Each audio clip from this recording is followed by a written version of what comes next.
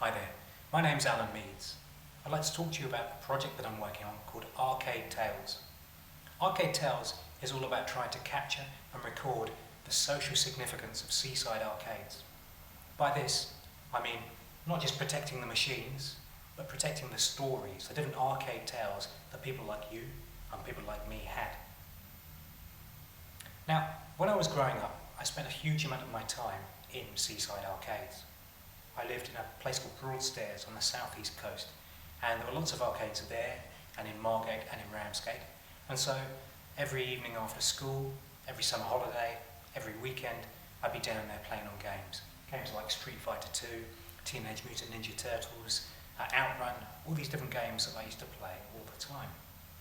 Now, over the last 15 years, people have started to conserve games. They've started rebuilding arcade cabinets. They've started doing things like uploading the chips and the data into services like MAME so other people can use them at a later date.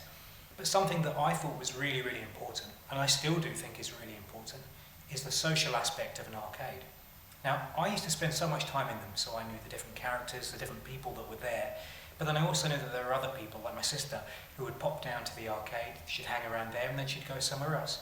And what I knew is that there were lots of different adventures that people went on, lots of different stories, lots of different tricks, things that people used to do, ways of playing games, ways of getting fruit machines to make money, ways of doing lots of different things.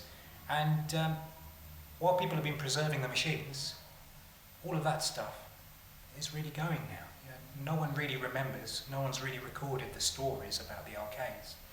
That's something I really want to change, and I'd like to start it today, and with this Facebook group, Arcadetales. Now hopefully you've seen the Arcadetales comic book that I produced. That's me, and I do believe that your arcade tales need to be told. Hopefully you've had a look at that and you've got an idea of what it's all about. You've come to this site, you've now seen this video, and I hope that by looking at this you've thought, yes, I've got a story about the arcades I used to go to, the games I used to play, the people I used to hang around with, the things I used to do.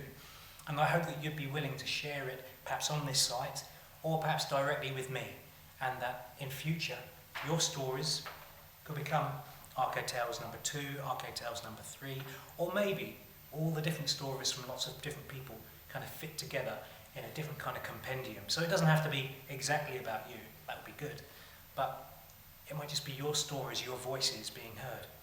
Because I fear that if we don't do this, all that will really happen is that these arcade tales, these stories, the things that were really important to me and hopefully to you about arcades will just get lost.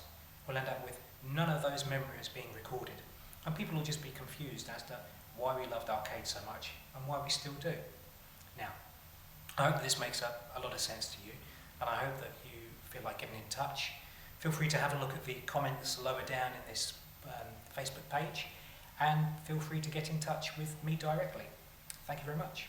I'm going to go back to playing Street Fighter 2 and hopefully I'll get a bit better at it. I'll see you later.